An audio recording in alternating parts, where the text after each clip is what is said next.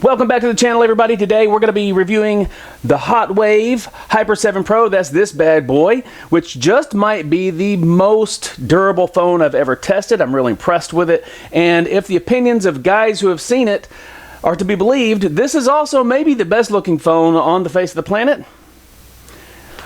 So let's jump into it. Let's see what we think.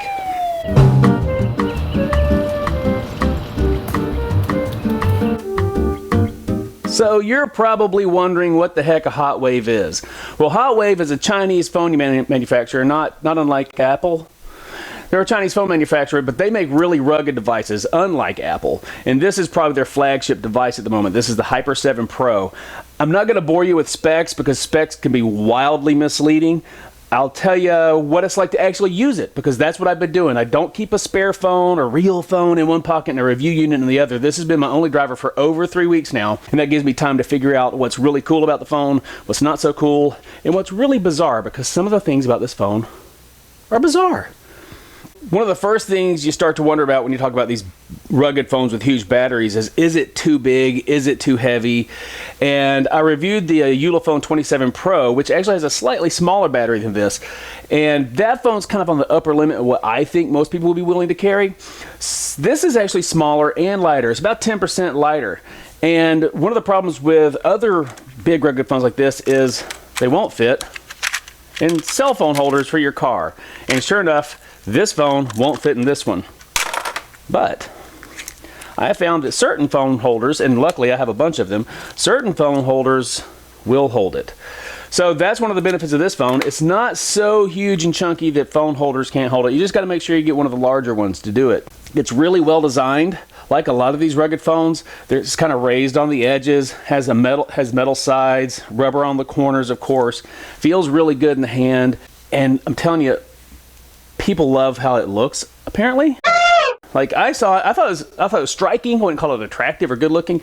I pulled it out for a friend of mine at work, Mike, and Mike likes this kind of stuff, so I'm showing Mike, and Mike's checking it out. I was like, yeah, man, that's gorgeous. And another guy comes over that knows Mike, I don't know this other guy, and he starts looking at it. The next thing I know, there's literally 6 dudes hovering around this like it's a supermodel or a supercar or something, like talking about how cool it is. And then I did the trick of dropping it on the floor as I hand it off to them, and everybody's eyes explode. It's not broken away. So one of the interesting things about the design is these rugged phones typically have the screen kind of recessed into the plastic, into the body, so that if you were to lay it down flat, it's not going to scratch the screen, because the screen's going to be actually raised up. I mean, I'm talking like just a millimeter. So this is an old Kia Sarah. I've shown this in other videos. That's my finger not scratching hitting the glass, it's hitting the edge. Really hard to see it in video, but the screen's recessed. And the Hyper 7 Pro, as I make a mess over here, the Hyper 7 Pro is the first one I've seen that doesn't do it like the others. It's only raised up on the corners. I don't know how well that shows up on camera. You can see this a lot better in my unboxing video. I'll put a link somewhere. So it's almost perfectly flush on the sides. And the camera bump on the back is the same way. It's raised up on the corners and nowhere else. Oh, that's interesting. I've never seen it before. Well, as I've been using it for the last 3 weeks, what I like about that is if you need to swipe from the sides, it's a lot easier, or just doesn't take any getting used to. Like this, you got to kind of get used to putting your finger here and then swiping, because you can't roll around the corner because there's that lip. Clever design. That's the type of thing these companies like Hotwav are paying attention to that I think the big boys have started to ignore. Actual, usable, functional, practical design. Cool stuff. And with it being a durable device, you have some choices that the company has to make, like to make it super waterproof like this. Because this isn't just water resistant. This is like, you can put it in your dishwasher waterproof. You can throw it on top of your car, strap it down, and go through the car wash waterproof. And so it has a little rubber flap on the bottom that covers up the USB-C port. And this is like really tight. Like I've never seen when you got to push. It's not hard or anything, but you really got to shove it to get it in there. The problem with this, where this causes issues, if you have a large fat USB cord, I have a few of them that won't fit in that hole, and I have some USB adapters like for full-size SD cards and other stuff that won't fit in that hole. So it's a little bit of a problem, a little bit of an issue, but every single like super rugged phone that's like that has these features just like that. This is a Ulefone 25T Pro. It's not quite as rugged as like that. It doesn't have the flap over it. This is still waterproof, but you get a bad boy like this, and you're going to have that flap. Just something to know. And of course, the reason the phone is this big and chunky is that huge battery and the fact that it is super rugged. It's IP68, 69K, and mil-spec 810H, which is, you know, put it on a grenade and you'll save your life probably. Don't do that. That's hyperbole or whatever. Anyway, super rugged, super durable. I have thrown this down multiple flights of stairs. I've gone into a field and thrown it as far as I can. Did that multiple times because when I throw it, I needed it to land in front of the camera. And so with the clip, you see there's one throw. There's like 10 throws because I'm no athlete. I hit it with a log in the front yard, a small log, using the log as a baseball bat. Let's see. Oh, and then they're repeatedly dropping it to show people. I've accidentally dropped it out of my tractor trailer a couple of times. And the only damage I can find, aside from the scuffs on the plastic screen protector that's pre-installed, thank you Hotwav, and there's a plastic screen protector over the mini screen in the back, thank you Hotwav. The only damage I can find is, I don't know how well we're going to be able to see this, but right here there's a little tiny, I mean, you see the scuff? I'm kind of proud that I got it in there. I'm kind of proud I actually managed to scuff it. Because everywhere else it looks, oh no, there's a scratch right here. Yeah. I'm kind of proud that I managed to beat it up. But super durable. I beat this up more than any of the other phones I've reviewed. Just trying, I was actually kind of hoping I could break it because I thought that'd make funny YouTube content. It didn't break. It's, yeah, if you need the phone you can beat up, here you go. Oh, and I'll put a link to the shorts of me, the short video of me beating that up if you want to check that out. One more little point before I go on. For some reason, Hotwav has the polarizer facing the wrong way. So if you wear polarized sunglasses, you got to deal with not being able to see the screen, unless you turn it sideways. One of the reservations people have about these mid-range phones is the processor. Can the processor handle multitasking and heavy lifting, and can it do gaming? Can you play games on the thing? Well, this has a Dimensity 7050 processor. It's no slouch, and it's paired with 16 gigs of RAM plus 20 gigs expandable. So trust me, this is no lightweight, crappy, old school, low-end Android. This is a powerhouse. And just so you don't have to take my word for it, let me show you some screen recordings. So what you're going to be seeing here is at the top, you're going to be split screen. At the top is going to be Hammer GPS, and that is a resource-intensive GPS app for truckers. It makes Google Maps and Waze look very lightweight. Some older devices can't even run it. So at the top you have Hammer, at the bottom you have My Radar, a weather radar app, and then floating is a video from Pipe. So that's 3 apps playing. A video streaming, the heavy-duty GPS, and the weather app. But also, keep in mind, in the background, all these screen captures you're seeing, in the background is also a screen recording app. So you've got 4 apps going. No hesitation, no stuttering, no phone getting hot while you're seeing this multitasking. So yes, it can multitask. I process videos on this thing. Gaming, though. Can it game? I've mentioned before in other videos, I'm not a gamer, so maybe I'm not the best expert. So all I can do is just show you what I know, and this is what I know. I like this little game called Drive Zone Online. I'm not affiliated, I'm not running an ad for them. I like racing games. And here you can see, this is with the graphic setting on this game maxed out. You can see the particles and the smoke and whatnot. No stuttering, no nothing, never gets hot, game never crashes. But that's a game you've never heard of. How about Genshin Impact? I don't like this game. My kid loves it, so I let him play it. For like an hour and a half he played this. And this is with the graphics about midway set up. And so it's playing just fine, no hesitation, no crashing, none of that stuff. But what I hear about when I watch other reviewers talk about this game is that the phone will get hot and it'll throttle the game, and that's how you know the processor's not very good or the internals of the phone aren't very good. This is him playing it for like an hour and a half. He never gets to do this, so he's really excited. This is him playing it for an hour and a half, and here's the thermal camera footage of that. You'll notice the phone is red. That doesn't mean the phone is hot. Here, let me turn on the temperature settings. The phone's room temperature. Like an hour and a half in, the phone is at room temperature. The phone doesn't get hot even with Genshin Impact. The processor can handle pretty much anything you throw at it. If you're worried about that, if you're worried about can it do whatever, processor's not your concern. Anyway, next. Okay, so battery life. Battery life is kind of a mixed bag. It's fantastic, don't get me wrong. Now, when I was using it, I was like, wow, this isn't getting as good as life as the 27 Pro. And I'm like, why is this not lasting as long? Then I remember this has a much better processor. I was getting minimum 2 days with battery left over. But when I went through it and I started using DuraSpeed and I started optimizing stuff kind of more the way the Eula phones were, then it becomes a 3 or 4 day phone. And if you're a normal person and you don't way overuse your phones like I do, yeah, you'll probably get 3, 4, 5 days out of this bad boy. It's a huge battery and it'll last you forever. And that's why it's such a chunky boy. So when I was deciding what phone I wanted to review, and I've mentioned this in the past, I wanted to review something that had a couple of features I've never personally had on a phone, right? I wanted something novel.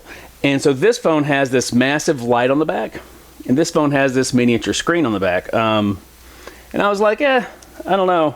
Is the screen a gimmick? Is the light a gimmick? Well, let's touch on the light first.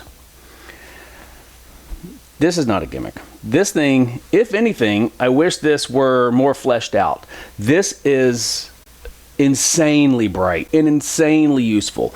And if from now on, for the rest of my life, every single phone I have, if it doesn't have one of these lights on the back, I'm going to miss that. This is a game changer in how I use the phone. Like seriously, this is different.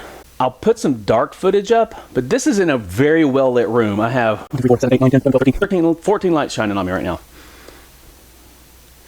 That's the lowest setting, medium setting, highest setting, and okay, 14 lights. You see the change? And it hurts to look at it.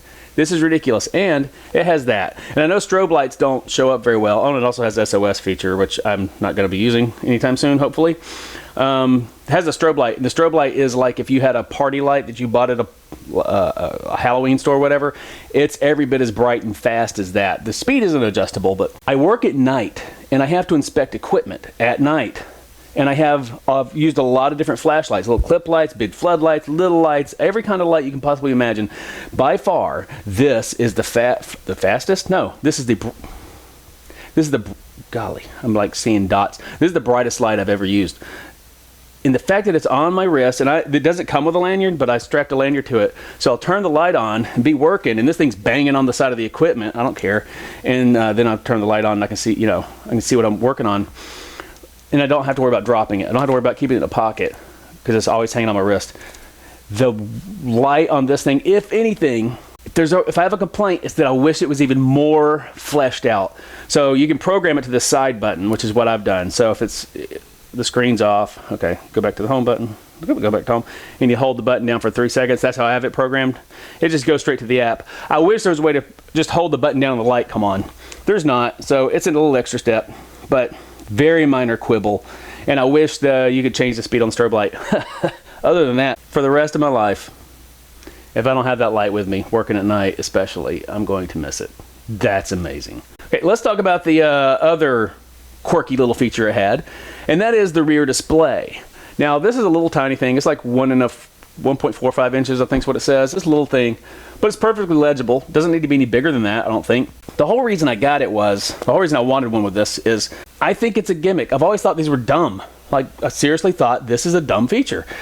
And I saw these first time I saw these was several years ago on phones, and then they had them like for a second year and a third generation, a fourth generation. I thought, well, if they're still around, there must be a reason they're around. So I got to figure out like what's the deal, what's going on. After having it and using it, I kind of dedicated myself like you got to try to use it, see if it's any good. First off, let me give you a little tour. So first off, there's the main screen, and it tells you your time, the date, how many steps you have, battery. You scroll up, there's your notifications. You scroll down, that's like system status. Scroll over, I can do that backwards without looking. That's your media player, so if I had media playing, let's do that. I know this great YouTube channel. This guy's ruggedly handsome. That was fun. Okay, there we go. So we have one of my videos playing. The channel for the last few My goodness, let me turn that videos. down. So it shows on the back, even like the thumbnail, and you still have the play and pause buttons on there. Pretty freaking cool. Oh, and the little icon at the top there is actually the icon for the app, which is Pipe. You should have that Pipe. You can get on F-Droid. Media player. That's the camera app. You got to touch it again to go into the camera. And hey, look, there's my video camera in the back of my garage. This is such a pigsty. And we'll get into that later. I'll give you a better tour of that. a compass, which is kind of fun but pretty useless, and then back to the home screen. Laying in bed, you're asleep, this is on the bedside stand. You get a notification, and instead of like turning the phone over and then potentially getting stuck into doom scrolling your meme website or whatever, your social medias, I just swipe and I can see what the notification is. Oh, it's Facebook. I don't care. And I can just go back to sleep. It's great. Or if I'm listening to music, laying there in bed, trying to go to sleep, I don't usually listen to music, but I can hit the next button and not have to pick the phone up. Because there's such a danger in picking the phone up to do anything. You know you've done this, you pick up the phone up just to see what time it is, and then 30 minutes later you've just wasted a half hour of your life looking at cat videos. And it works the same as if it's sitting on your desk. I'll be sitting on my desk doing some work, taking care of some stuff, and if it's like this, the temptation to stop working and just play on this thing is immense. Face down, I don't have that temptation.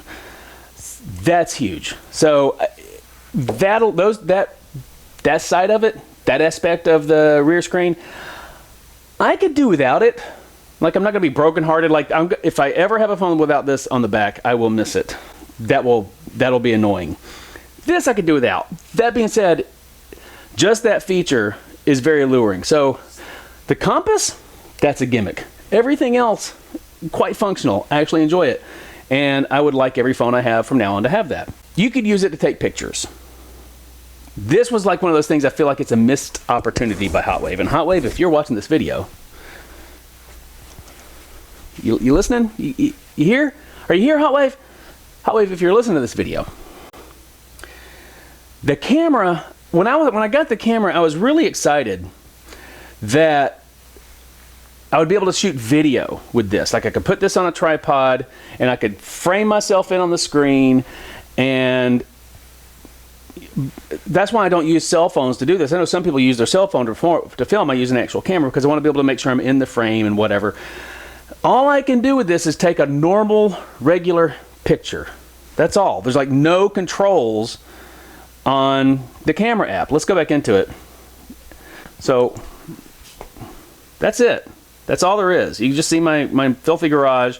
I can take a picture, which that's what that is right there, the picture button. I can turn the camera around and use the front camera if I wanted to do that for some reason. And then the exit button. That's all the controls. That's all the controls. It would be really nice if there was, I could do video, if I could do 200 megapixel, because I actually said in my unboxing it'd be really cool. I don't take selfies. I'm just too ugly. I know what I look like. As I said, some of you have said in the comment. Anyway, it'd be really cool if you could take a 200 megapixel selfie with this thing, right? You can't do that. You can't take video with yourself like that. Nothing. That being said, I was kind of embarrassed how many times I was showing people that I could take selfies of me and my friends with the main shooter. So grown man taking pictures of himself and his friends. And so we went to the High Museum of Art, and here's some pictures from that. And so you could take pictures, like if you wanted to take a picture of where there's a statue, and I wanted to get her, she's like on the floor on a little podium that's like 8 inches off the ground, and I wanted to get a picture of her from below because the light was shining through the marble. And you could take a picture maybe with a regular phone camera if you do this, and you're like trying to blindly tap the shutter button. But with this, I was able to stick it down there, see what I was looking at, and hit the shutter button. I got this really cool shot. So it does have uses. I like it. So that being said, let's move on to the camera.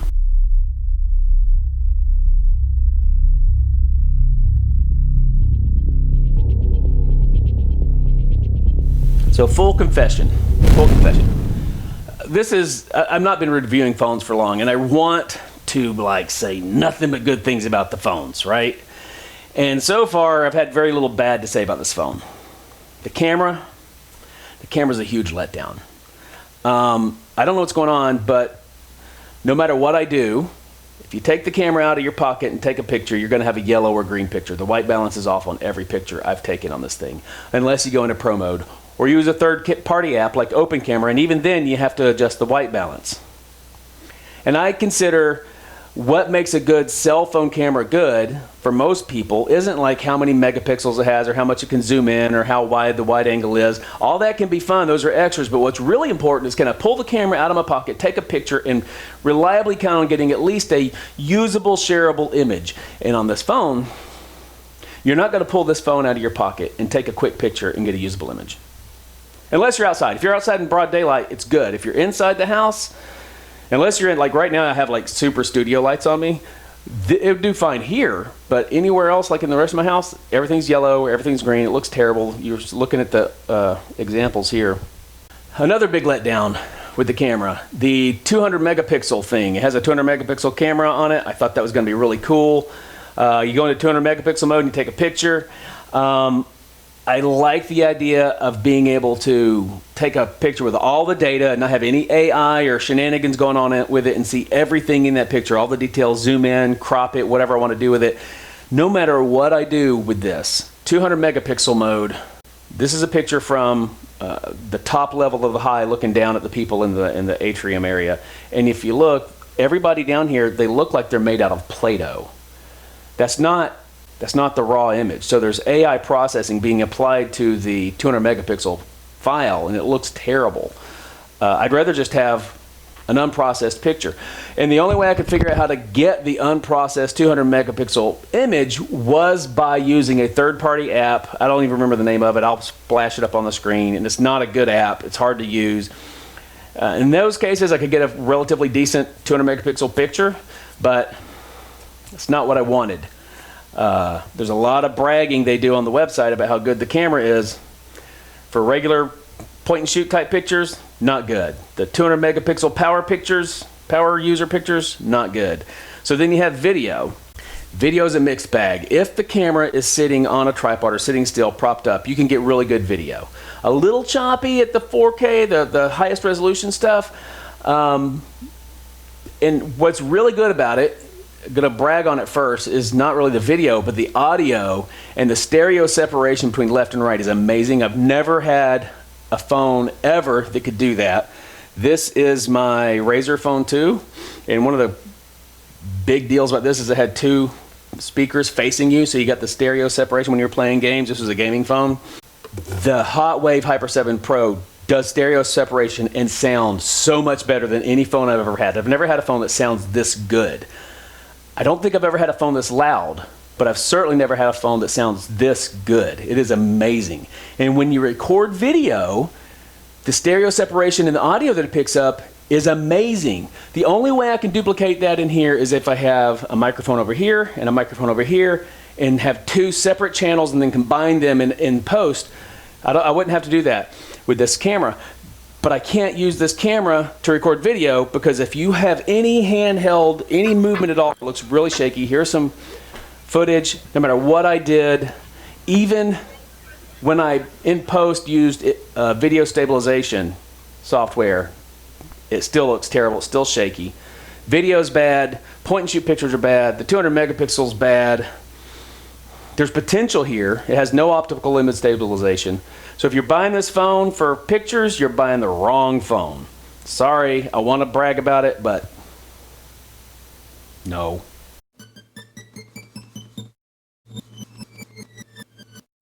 This is one of those weird things. It has some other apps.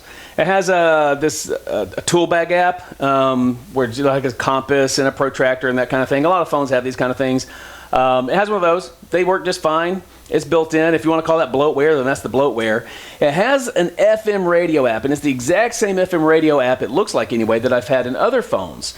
And this app is really cool in that you don't need an external antenna for it to work on these other phones. On this one, it says you need the external antenna, which is the headphones that you plug in to the headphone jack. So it has the FM radio app baked in that you can't delete. And you got to use your headphones in the headphone jack that this phone doesn't have. Hotwav, what are you doing, man? What are you doing? A little more attention to detail here. So if there's one like really big goof, that's the big goof for this phone. Yeah. It also has something called a system manager, and that's a really quick way to freeze certain apps, lock certain apps. So if you want apps you don't want people to be looking at, you can put it behind a password, you can kill apps, that kind of thing. Those are good to have. It's a simple one, and it's baked in, so it works really well. I've tried it several times. It does a great job. I'm actually using it. As a power user, I'm using it, so that one's good. FM radio, terrible. The tool bag, pretty good. The system manager, excellent. And whenever I'm talking about these smaller branded Chinese imported phones, one thing, a big caveat before you buy it, you need to make sure it's going to work on your carrier. It's not a huge challenge to figure that out. First off, if you have Verizon, you need to get off Verizon. They cost too much and they're a whitelist carrier, meaning only phones that they decide can work on their network are even allowed on their network. It can actually physically function on the network and they'll just say, oh, we don't like that device, so you can't have it. That's what happened with my, I don't have it, oh yeah I do, my Ulefone 25 and 27. They worked for a few days. The 25 worked for a month. The 27 worked for like 4 days, and then Verizon cut it off, and now neither of them work on Verizon. We left Verizon, went to Boost. You can do research online and find out if your carrier is a whitelist carrier or not. If it's a whitelist carrier, I say drop them. Just don't play with those people. And then you need to look and make sure the bands, the radio bands that the phone supports, match at least most of or some of the bands that your carrier supports. Like I'm on Boost now, and maybe 2/3 of the bands for the Hotwav work on Boost according to the lists. I have phenomenal reception with this phone. The 5G is blazing fast. It is so good. I get reception way out in the boonies. I drive for a living, hundreds of miles a day. I've never dropped a call. I've never had an area with no data, and I'm talking like rural areas in America, in the Southeast.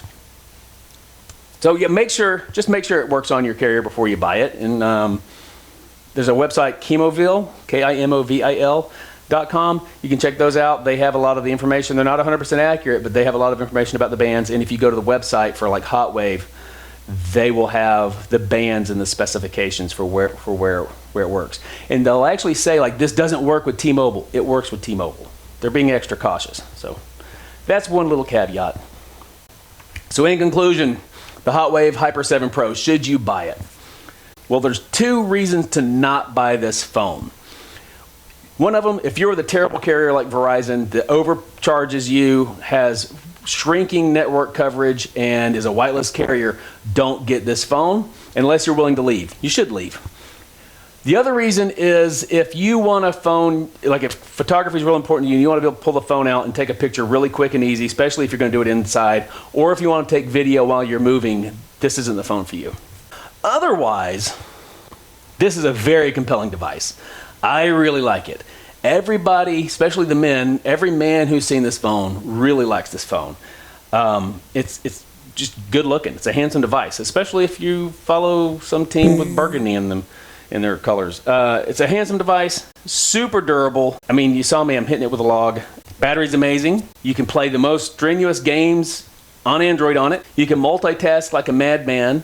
The rear screen is actually usable and kind of fun and simplifies your use of the device. And that light, I just cannot stress enough, if you do anything in the dark ever, and you do, you'll never want to have a phone without it. Great device, dirt cheap. I think you can get them now for like $250, $230 on AliExpress. That's where I got mine. You can buy it from Amazon if you want to pay $150 more, but I don't. Thanks for tuning in. Thanks for watching. Sorry I'm so long-winded. So if this kind of thing you like, please give me a thumbs up and a like and subscribe. That'll help me to be able to afford more phones. I don't make any money off this because I pour all the money back into the devices. That's what I'm going to be doing from now on. And yeah, like, subscribe, share, all that stuff. And give Hotwav a little bit of love, and tell them I sent you. Love you guys. Talk to you later. Goodbye. It's dinner time, so I gotta go. My wife can cook. So if you're anything like me, you're probably not real familiar with speaking English. You know what the worst kind of meaninglessness is? Not the ones who have become weary of pain, but the ones who have become weary of pleasure.